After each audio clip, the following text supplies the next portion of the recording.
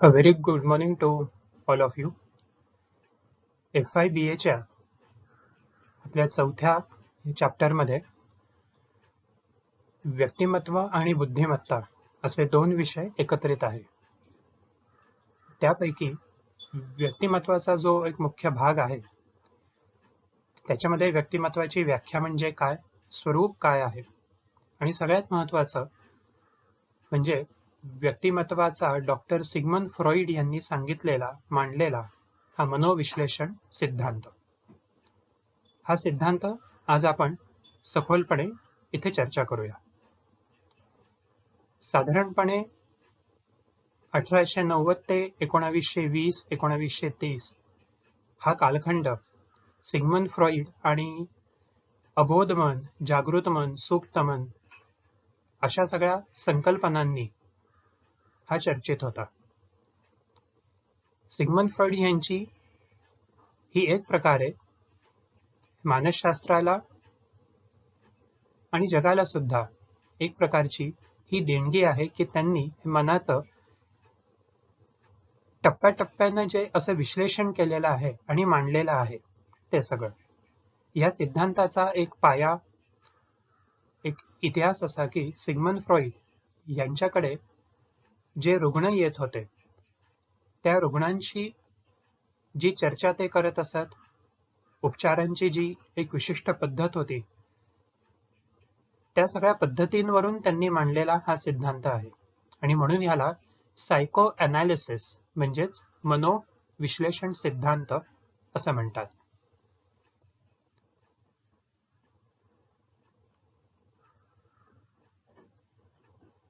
आता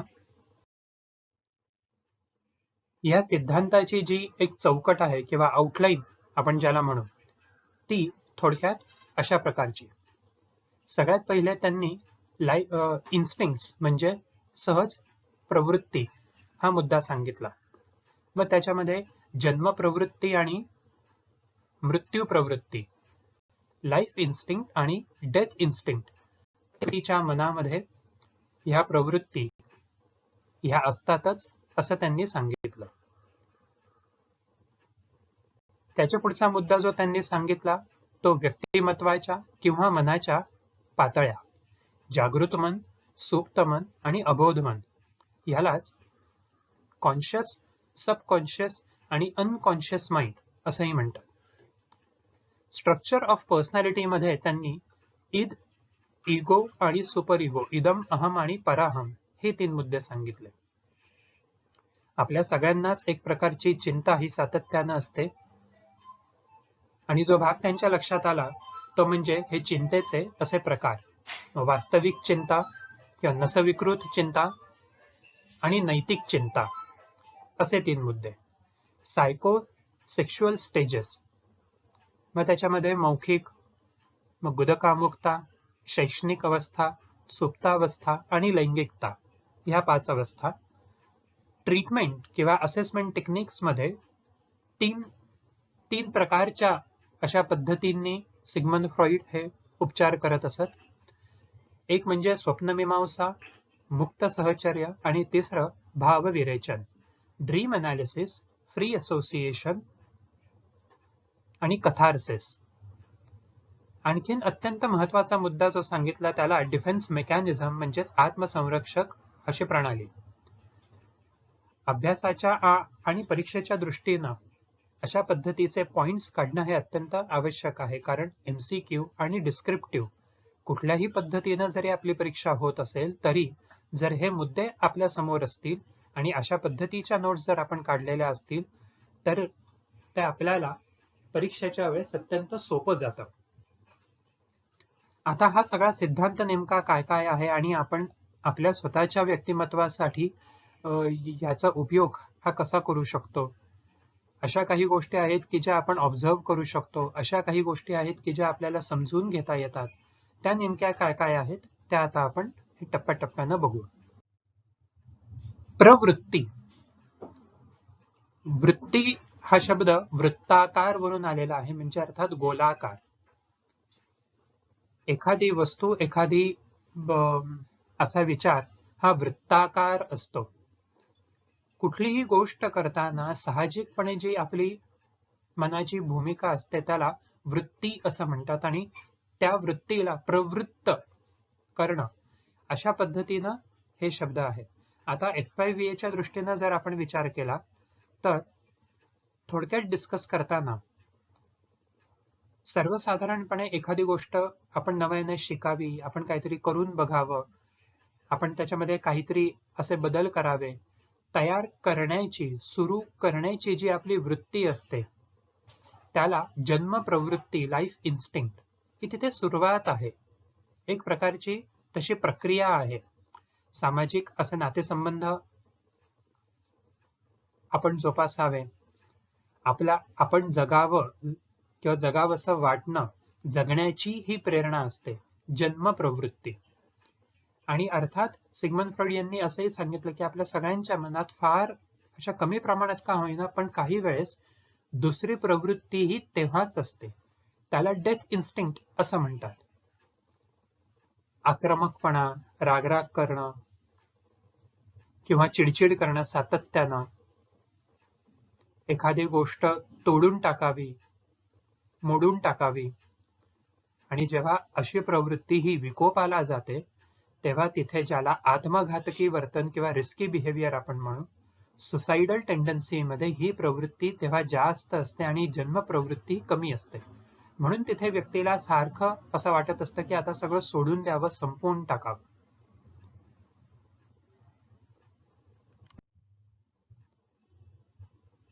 जर आपण आपल्या मनाच्या पातळ्या आणि आपल्या व्यक्तिमत्वाची रचना समजून घेतली तर जन्म अशा प्रवृत्तीचा विकास कसा करायचा आणि जी दुसरी प्रवृत्ती आहे मृत्यू प्रवृत्ती तिला आटोक्यात किंवा नियंत्रणात आणि कमी कसं करायचं हे आपल्याला अधिक चांगल्या पद्धतीनं समजून घेता येईल.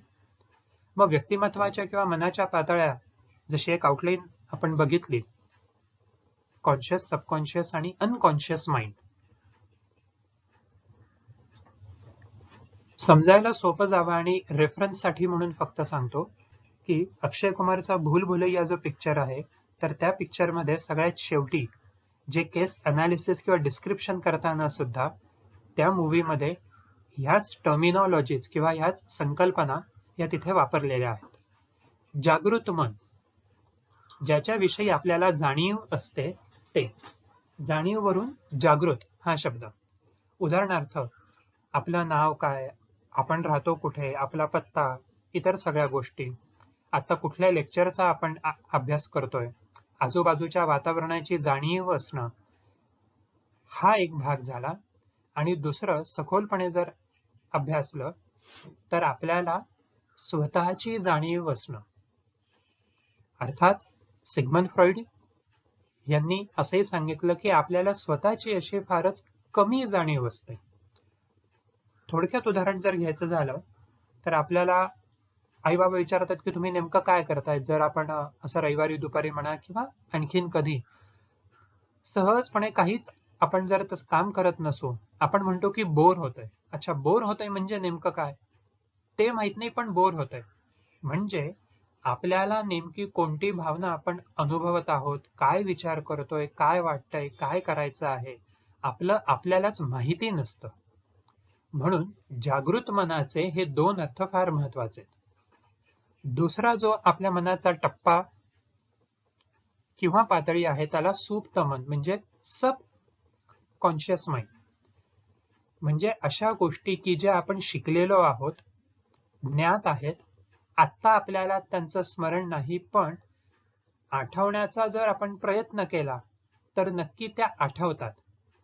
उदाहरणार्थ असे गणिताचे काही सूत्र असतील किंवा तसे फॉर्म्युलेज असतील, शाळेतले काही प्रसंग असतील जे आता अभ्यास करताना सातत्यानं आपल्याला आठवत नाही पण आपण जर आठवलं इयत्ता 5वी मध्ये आपण काय करत होतो किंवा 7वीत 8वीत असताना आपली शाळेची ट्रिप कुठे गेली होती, अन्य एखाद्या प्रसंगामध्ये आपण काय केलं होतं, आपल्या सोबत काय झालं होतं, अशा सगळ्या गोष्टी. इतकंच नाही तर आपला दृष्टिकोन, आपले विचार ह्या सगळ्यांचा साठा म्हणजे आपलं सुप्त मन. सुरुवातीला आपल्याला आपण नेमकं काय विचार करतोय, आपला दृष्टिकोन काय आहे, समज आपले काय आहेत किंवा गैरसमज काय आहेत, हे आपल्या न कळतपणे होत असतं. पण जर आपण प्रयत्न केला तर आपल्याला आपले दृष्टिकोन समजतात, ते तपासून बघता येतात, इतकंच नाही तर बदलताही येतात. आणि इथे काउन्सिलिंग, सायकोथेरपी म्हणजे समुपदेशन आणि मानसोपचार तंत्र जी आहेत ती इथे काम करत असतात. आणि तिसरा अत्यंत महत्वाचा भाग म्हणजे अबोधमन. बोध म्हणजे समजणं किंवा जाणीव असणं, अबोध म्हणजे आपल्याला समजत नाही, पण तरीही आपल्याच मनाचा, आपल्याच व्यक्तिमत्वाचा तो एक महत्वाचा गाभा आहे, टप्पा आहे. आपल्या मनाचा असा भाग की ज्याचा आपल्याला बोध नाही. आपल्याच मनाच्या अशा गोष्टी की ज्या आपल्याला समजत नाही, लक्षात येत नाही, पण तरीही न कळतपणे त्या आपल्याकडून होत असतात. उदाहरण जर का द्यायचं झालं तर असं की अचानकपणे, सहजपणे, पटकन आपण काहीतरी बोलून जातो कोणाला तरी, आणि मग आपल्याला समजतं की अरे आपल्याला हे बोलायचं नव्हतं. मग आपण म्हणतो की नाही, असं असं हे चुकून बोललं गेलं. सिग्मंड फ्रॉइड असं म्हणतात की हे चुकून किंवा न कळतपणे असं काही नाही. अबोध मनामध्ये त्या व्यक्तीबद्दल तुमच्या मनात काहीतरी राग, द्वेष, ईर्ष्या, असूया किंवा अन्य कुठल्या तरी काही तशा भावना होत्या आणि त्या आता वर आल्या म्हणून त्या व्यक्त झाल्या. म्हणजे त्या भावना मुळात त्या आहेतच, पण आपल्याला त्या समजत नाही. or rather we don't have access that what exactly we are thinking deep inside the mind. म्हणून जागृत, सुप्त आणि अबोध मन. आपलं व्यक्तिमत्व ह्या 3 पातळ्यांवरती सातत्यानं काम करत असतं.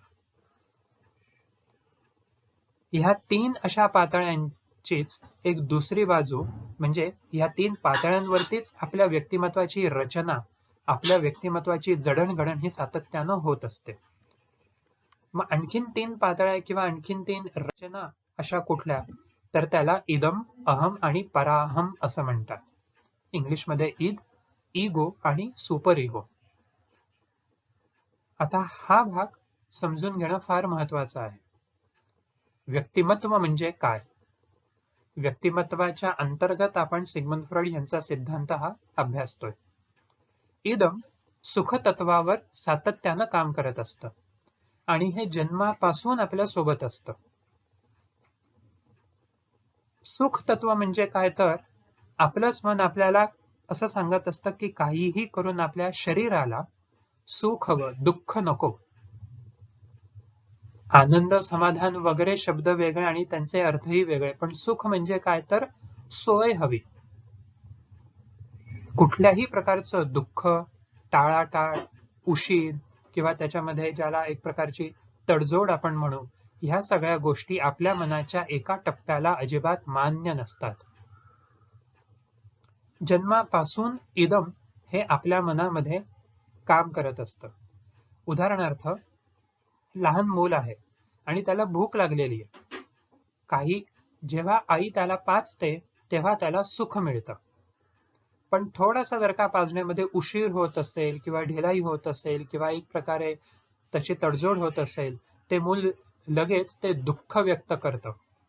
मग हालचाल असेल, रडरड असेल, अस्वस्थता असेल, अन्य काही. मोठं झाल्यानंतर सुद्धा इदम हे मनाचं तत्व सातत्यानं काम हे करतच असतं. उकाडा होतोय, लगेच आपण पंखा लावणार, किंवा थंडी वाजतीये, लगेच आपण शेकोटी असेल, हीटर असेल किंवा अन्य कुठले तसे गरम प्रकारचे कपडे अंगावर घालणार. अशा प्रकारे शरीराला सुख हवं हे आपलं मन आपल्याला सातत्यानं सांगत असतं. काही प्रमाणात हे योग्यही आहे. पण गडबड होते कुठे, जेव्हा इगो आणि सुपर इगो सुद्धा विकसित होत जातात. इदम हे जन्मापासून आपल्या सोबत असतं, आपल्यामध्ये त्याची वाढ होत असते. पण इगो मात्र जे आहे, आता इगो म्हणजे अहंकार या अर्थाने नाही, तर हे इगो म्हणजे अहम हे वेगळ्या अर्थाने एक व्यक्तिमत्वाचा भाग म्हणून आहे. म्हणून इथे अहम, इगो याचा अर्थ हा वेगळा आहे. तर हे अहम जे आहे हे वास्तविकतेच्या तत्वावर काम करत असतं. 1-2 वर्षाच्या मुलाच्या बाबतीतल्या गोष्टी वेगळ्या. पण समजा 4, 5, 6, 8 वर्षाचं मूल आहे किंवा 20-30 वर्षाचं कोणी असं मोठं असेल आणि त्याला भूक लागली, काहीही करून सुख पाहिजे असं इदम सांगत असतं, पण अहम जो साधारण हे वय वर्ष 2.5-3 पासून आपल्या मनामध्ये विकसित व्हायला सुरुवात होते, ते अहम तत्व आपल्याला असं सांगतं की जरी भूक लागलेली आहे तरी आत्ता नको पण नंतर. म्हणजे उदाहरणार्थ आपल्याला लेक्चरमध्ये झोप येतेय, काही करून आपण झोपून जाऊ असं आपल्याला खूप वाटतं, पण त्याच वेळेस आपलंच मन असं सांगतं की आता नको, लेक्चर झाल्यावरती झोपू, घरी जाऊन झोपू, अभ्यास करू आणि मग झोपू. म्हणजे इदमच्या मागण्या ज्या आहेत त्या मागण्या अहम नाकारत नाही, पण ते पोस्टपोन करत असतं, ते फक्त टाळतं एक प्रकारे. तिसरं तत्व जे आहे सुपर इगो, त्याला पराहम असं म्हणतात आणि हे नैतिकतेच्या तत्वावरती काम करत असतं. संस्कृती, संस्कार किंवा परंपरा ह्या सगळ्या गोष्टी ज्या आपण आता शिकतो, अवलंबतो, आचरणात आणतो, त्या केवळ आणि केवळ सुपर इगोमुळे. पराहम हे तत्व साधारण वय वर्ष 4 पासून आपल्या मनामध्ये विकसित व्हायला सुरुवात होते. काय चांगलं आहे, काय वाईट आहे, योग्य काय, अयोग्य काय, पाप काय किंवा पुण्य काय, ह्या सगळ्या गोष्टी आई वडिलांकडून आणि तसंच त्या लहान मुलासोबत अन्य जे कोणी म्हणजे आजी, आजोबा, काका, काकू किंवा अन्य जे काही समाजातले घटक आहेत, ते त्या लहान मुलाला जे सांगतात, जे शिकवतात, त्याच्यातून ते मूल हे शिकत जातं की काय चांगलं आहे, काय योग्य आहे, काय अयोग्य आहे. म्हणून ही नैतिकता आपल्यामध्ये जी असते, संस्कार जे असतात, ते ह्या सुपर इगोमुळेच हे विकसित होत जातात. आता एक ते दोन उदाहरणं आपण ह्या ईद, इगो, सुपर इगो, इदम, अहम, पराहम ह्या तीनही टप्प्यांमध्ये आता आपण बघू. आधी जसं म्हटलं की भूक लागलेली आहे, लहान मुलाला काहीही करून खाणं हे महत्वाचं, ते त्याच्यामध्ये तडजोड करत नाही. साधारण 4-5 वर्षाचं मूल काय म्हणेल की मला हे नको पण ते हवं, किंवा इथे नाही पण मी असं किचन मध्ये जाऊन मग मी जेवण करीन. म्हणजे थोडीशी सहनशीलता, वास्तविकतेचं ज्ञान हे इगोमुळे, अहममुळे आपल्यामध्ये विकसित होतं. आणि काय खाल्लेलं चांगलं, काय खाल्लेलं वाईट, विचारून खायचं किंवा न विचारता खायचं, सांगून खायचं की जे हाताला येईल ते खायचं, निवडीची जी प्रक्रिया आहे, ती जी समज आहे, ती ह्या सुपर इगोमुळे असते. दुसरं उदाहरण, जे प्राणी असतात ते प्राणी कधीही कुठेही शूशी करणं किंवा अन्य जे काही त्यांचे शारीरिक असे व्यवहार आहेत ते करत असतात. पण आपण माणसं आहोत, आपल्यामध्ये विचार करणं हा भाग आहे. साधारण 3 वर्षांनंतर त्या लहान मुलाला समज येते की शू कुठे करावी आणि कुठे करू नये. म्हणजे फक्त मनामध्येच असं नाही, तर त्या मनाच्या अनुषंगानं शरीरामध्ये सुद्धा हळूहळू बदल हे होत जातात. आणि आधीच असं म्हटलं की एक प्रकारे फिजिकल कंट्रोल सुद्धा ह्या मनाच्या पद्धतीनं, ह्या मनाची जी ठराविक अशी जडणघडण होते त्यानं ती होत जाते.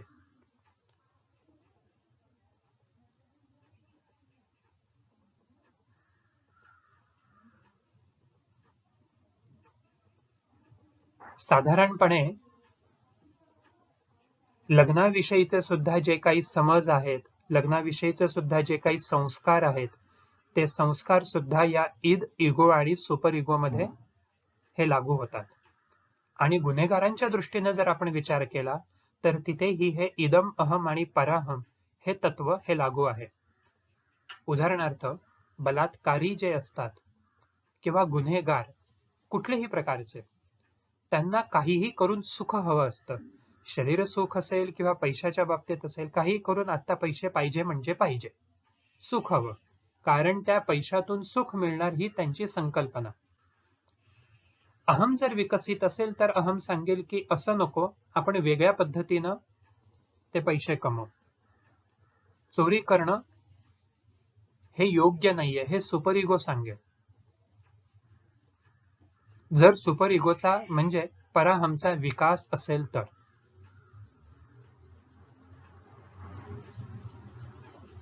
जे बलात्कारी असे गुन्हेगार असतात त्यांच्यामध्ये अहम आणि पराहम ह्यांचा विकास अत्यंत कमी असतो.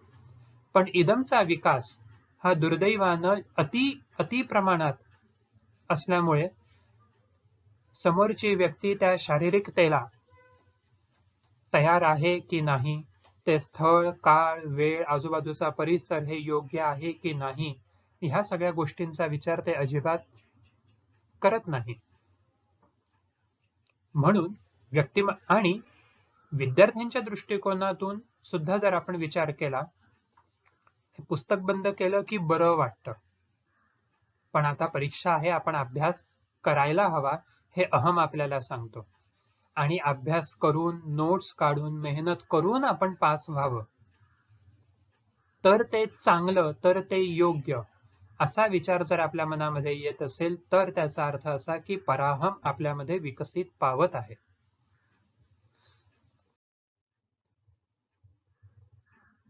जेव्हा इदम, अहम आणि पराहम यांच्यामध्ये एक प्रकारे मानसिक संघर्ष निर्माण होतो, तेव्हा वास्तविक, नसविकृत आणि नैतिक अशा 3 प्रकारच्या चिंता म्हणजे रियालिटी अँझायटी, न्यूरोटिक अँझायटी आणि मॉरल अँझायटी अशा 3 प्रकारच्या अँझायटी व्यक्ती अनुभवते, असं सिग्मंड फ्रॉइड यांनी सांगितलं.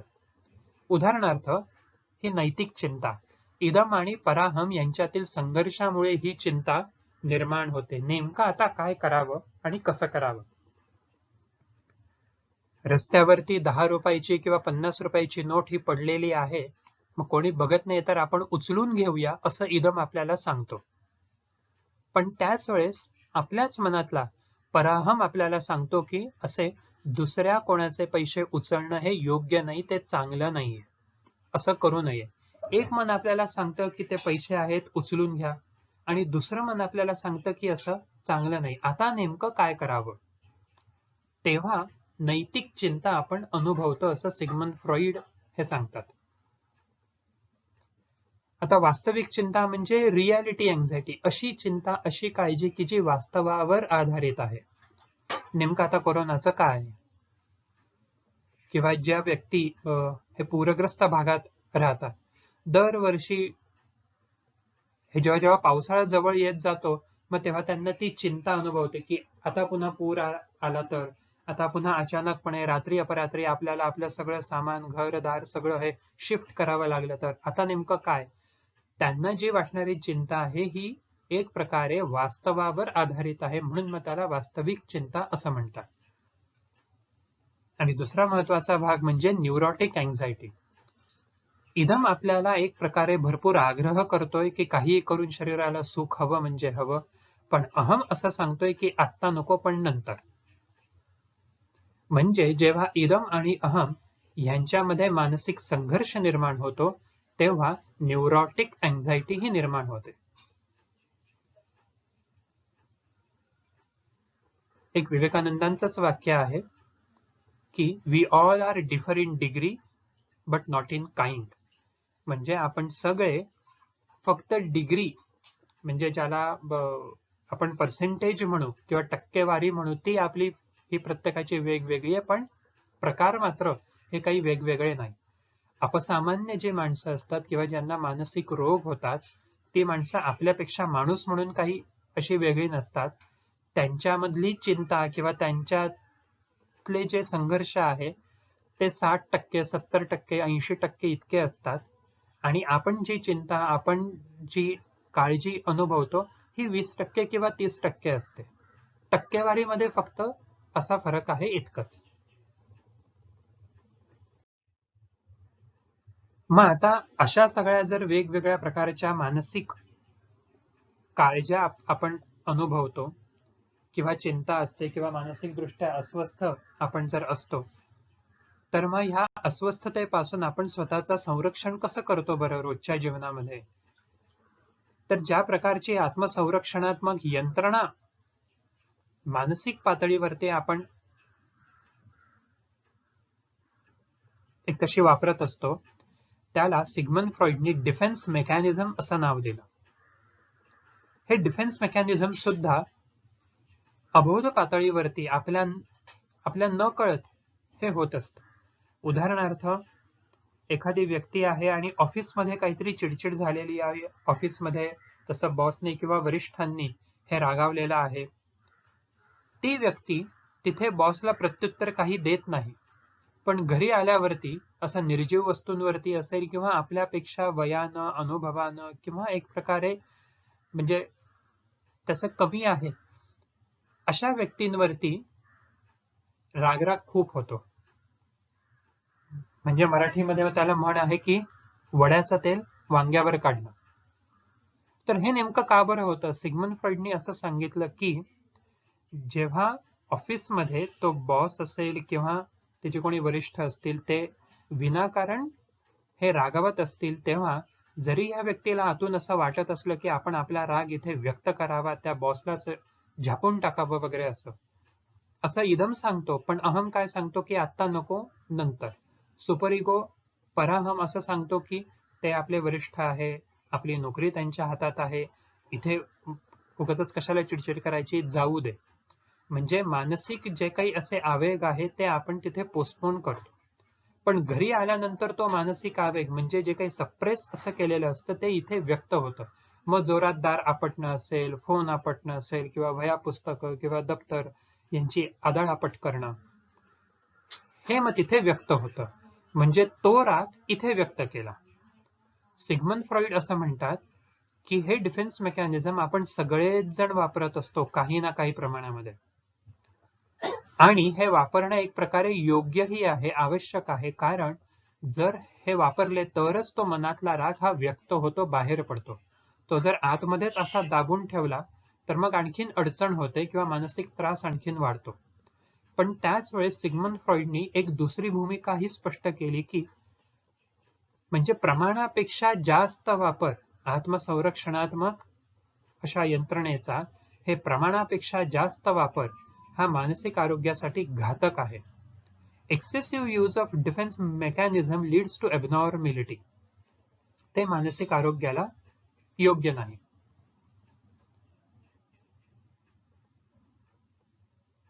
तर मग असं सगळं जर आहे, मग आणखीन आपल्या व्यक्तिमत्वाची जडणघडण ही कशी होते? तर त्याच्यासाठीच सिग्मंड फ्रॉइडनी मनोलैंगिक अवस्था किंवा सायकोसेक्शुअल स्टेजेस ऑफ डेव्हलपमेंट या सांगितल्या. त्या 5 अवस्था आहेत आणि मग नंतर उपचार तंत्र. तर ते आता आपण टप्प्याटप्प्यानं बघू.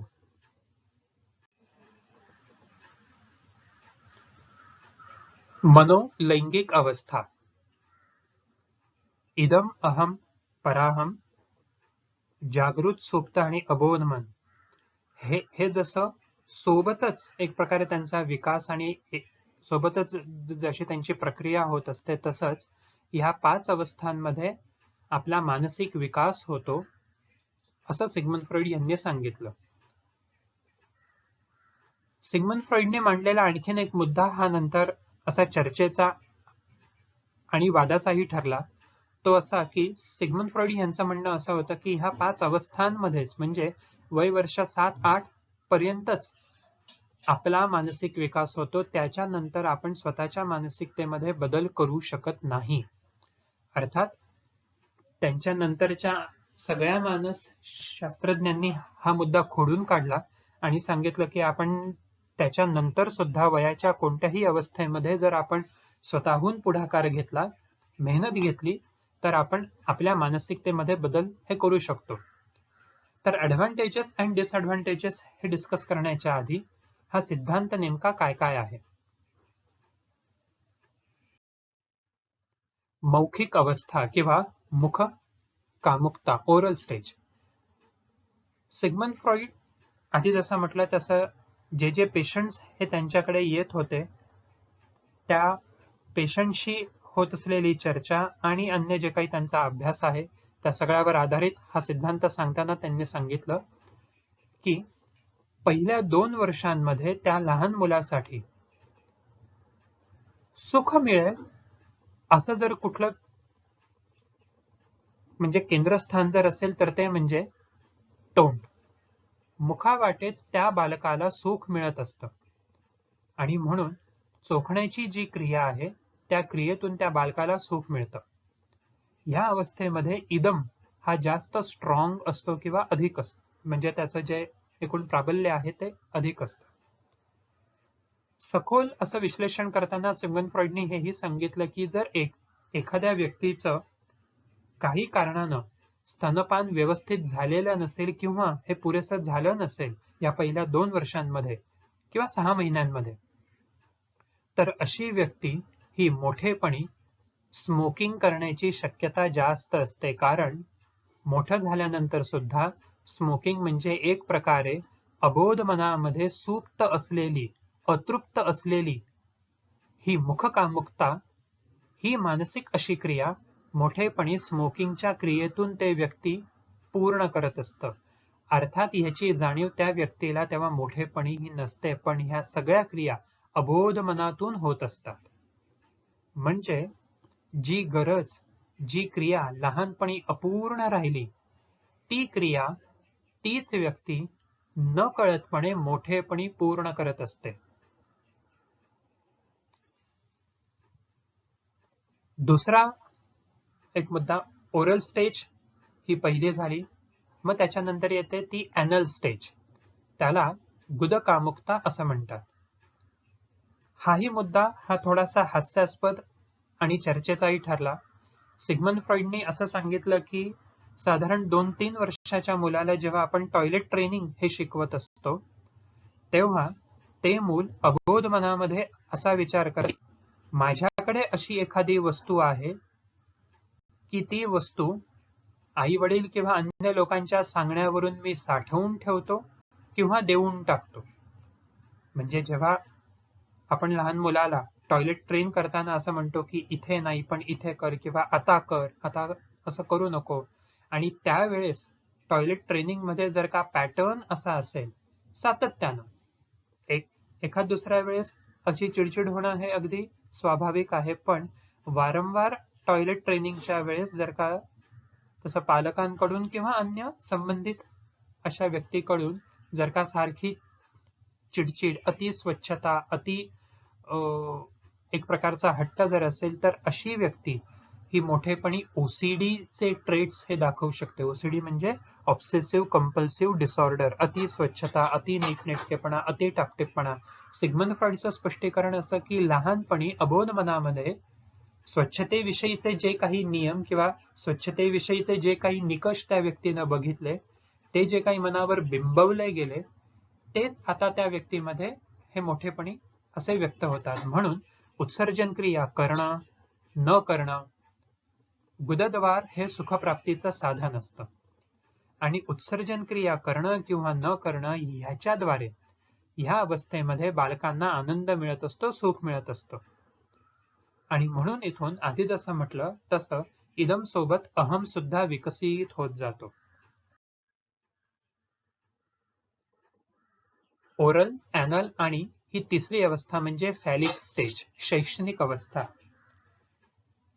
ह्या अवस्थेचं जे काही विश्लेषण सिग्मंड फ्रॉइड यांनी 100-125 वर्षांपूर्वी पाश्चिमात्य देशांमध्ये सांगितलं, हे त्या देशातल्या लोकांना तेव्हाही हे पचनी पडायला फार जड गेलं. आणि विशेषतः आपल्यासारख्या देशामध्ये की जिथे संस्कृती प्रधान आहे, तिथे आजही या अवस्थेचं जे काही स्पष्टीकरण आहे ते अनेकांना आजही रुचत नाही, पटत नाही. या अवस्थेचं स्पष्टीकरण देताना सिग्मंड फ्रॉइड यांनी काही ग्रीक अशा दंतकथांचा आधार घेतलेला आहे. शैक्षणिक अवस्थेबद्दल सिग्मंड फ्रॉइड असं म्हणतात की या अवस्थेमध्ये म्हणजे साधारण 3 ते 5 वर्षामध्ये लहान मुलगा त्याच्याच आईकडे सेक्शुअली अट्रॅक्ट होतो आणि जर मुलगी असेल तर ती लहान मुलगी आपल्या वडिलांकडे लैंगिक दृष्ट्या आकर्षित होते. अर्थात लैंगिकदृष्ट्या आकर्षित होणं म्हणजे नेमकं काय ही समज लहान मुलांना ह्या वयामध्ये ही नसते. पण आकर्षण मात्र हे विकसित होतं. म्हणून त्या मुलाला आई जास्त आवडते, आईच्या जवळ असावं, आई सोबत राहावं असं वाटतं. मुलीला असं वाटतं की आपण आपल्या वडिलांसोबत राहावं. पण ते बघतात काय की आई ही वडिलांसोबत जास्त असते. मग वडील कसे वागतात, ते कसे बोलतात, ते कसे चालतात, तो मुलगा आईच्या जवळ जायला मिळावं ह्याच्यासाठी वडिलांसारखं वागण्याचा प्रयत्न करतो, अनुकरण करतो. मुलगी सुद्धा आपल्याला वडिलांजवळ जायला मिळावं, पण ते वडील आपल्यासोबत हे जास्त वेळ नसतात, ते आईसोबत असतात. मग आई कसं राहते, आई कसं वागते, आई कसं बोलते, आणि म्हणून मग आपण सुद्धा आईसारखं जर राहण्याचा, वागण्याचा, बोलण्याचा प्रयत्न केला तर वडील आपल्यालाही जवळ करतील. आणि म्हणून ती मुलगी आईचं अनुकरण करते, ऑब्झर्वेशन किंवा सोप्या भाषेत नक्कल करते. अशा पद्धतीचं हे स्पष्टीकरण सिग्मंड फ्रॉइड यांनी केलं. अर्थात इतक्या लहान वयामध्ये आई वडील म्हणजे आई मुलाच्या नात्याला लैंगिकतेचा संबंध जोडणं हे त्याही काळात आणि आजही हे अनेकांना पचनी पडत नाही. पण स्पष्टीकरण देताना ग्रीक दंतकथा एक अशी की इडिपस नावाचा जो राजा होता, त्या राजाची गोष्ट अशी की, अर्थात ही दंतकथा आहे, पण ती गोष्ट अशी की एका राजाला एक मुलगा झाला आणि तो मुलगा हा कुरूप आहे असं समजल्यावरती त्या नवजात मुलाला त्या राजानं शिपायांच्या स्वाधीन केलं आणि सांगितलं की ह्याला बाहेर नेऊन तुम्ही मारून टाका. ते 2 शिपाई त्या लहान मुलाला घेऊन बाहेर गेले, पण त्यांना अचानक असं वाटलं की इतकं लहान मूल आहे, अगदी निष्पाप आहे, आपण मारायचं कशाला, आपण असं करू की आपल्या राज्याची जी सीमा आहे त्या सीमेवर एक मोठं जंगल आहे, त्या जंगलामध्ये सोडून देऊ. असं म्हणून त्या 2 शिपायांनी त्या मुलाला तिथे जंगलामध्ये सोडून दिलं. तो मुलगा तिथे जंगलामध्ये लहानाचा मोठा होत होत त्या एक दुसरं जे राज्य आहे त्या राज्यामध्ये मग तो गेला, मग तिथे लहानाचा मोठा झाला आणि मग त्या राज्याचा तो राजा झाला. आणि मग त्या राजाने ह्या आधीच्या राज्यावरती आक्रमण केलं आणि ह्या राजाला मारलं. आणि जशी एक पूर्वीची पद्धत होती की राज्य जिंकल्यानंतर राज्यातलं सगळं हे त्या राजाचं, संपत्ती, ती प्रजा आणि अन्य स्त्रिया सुद्धा. हिंदी पिक्चर सारखं एक गमतीचा भाग म्हणून, पण हिंदी पिक्चर सारखं ही मुळात ही दंतकथा आहे, त्याच्यामुळे असं कसं आणि असं होतं का कधी, असं कसं शक्य, इतका जास्त विचार करायचा नाही. पण मग ह्या राजाने काय केलं, जी राणी जिंकली त्या राणीसोबत संग केला, शारीरिक संबंध हे ठेवले. म्हणजे टेक्निकली बघायला गेलं तर मुलानं आईशी शारीरिक संग केला. ज्या अर्थी दंतकथेमध्ये सुद्धा अशा गोष्टी येतात, त्या अर्थी कुठेतरी त्याला मानसिकतेचा संबंध असेलच, असा विचार सिग्मंड फ्रॉइड यांनी करून मुलाला आईविषयी वाटणारं आकर्षण म्हणजे इडिपस गंड किंवा इडिपस कॉम्प्लेक्स असं नाव दिलं. आणि लहान मुलीला वडिलांविषयी वाटणाऱ्या लैंगिक आकर्षणाला इलेक्ट्रा कॉम्प्लेक्स किंवा इलेक्ट्रा गंड असं नाव दिलं. अर्थात याच्यावरती सुद्धा अनेक असे मतभेद आहेत. पण स्पष्टीकरण जरी पटत नसलं तरीही मुद्दा अगदी योग्य आहे की साधारण 3 ते 5 वर्षांमध्येच मुलं आपल्या वडिलांचं आणि मुलगी आपल्या आईचं अनुकरण करते. ते कसे चालतात, ते कसे वागतात, बोलतात, उच्चार आणि म्हणजे बोलण्याची पद्धत असेल आणि अन्य काही गोष्टी. ओरल ॲनल फॅलिक आणि चौथी स्टेज म्हणजे लॅटन्सी स्टेज, त्याला सुप्तावस्था असंही म्हणतात किंवा काम अव्यक्तता कालखंड. साधारण वय वर्ष 6 ते 12 मध्ये लैंगिक दृष्ट्या कुठलाच विकास होत नाही. लैंगिकतेपेक्षा व्यक्ती किंवा ते मूल अन्य कौशल्यांच्या संपादनावरती जास्त भर देत असतं आणि म्हणून या अवस्थेला लैंगिक दृष्ट्या सुप्त अवस्थेचा काळ असंही म्हणतात.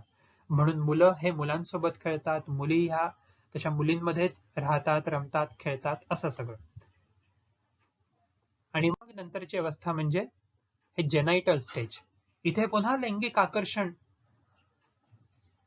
हे सुरू होतं, पण अर्थात आता विरुद्ध लिंगी पालकांविषयी लैंगिक आकर्षण न वाटता, न म्हणजे तो अनुभव येत नाही, तर समवयस्क पण विरुद्ध लिंगी, आणि म्हणून मग नंतर मुलं मुली हे वयात आल्यानंतर विरुद्ध लिंगी आकर्षण हे हळूहळू पुन्हा सुरू होतं.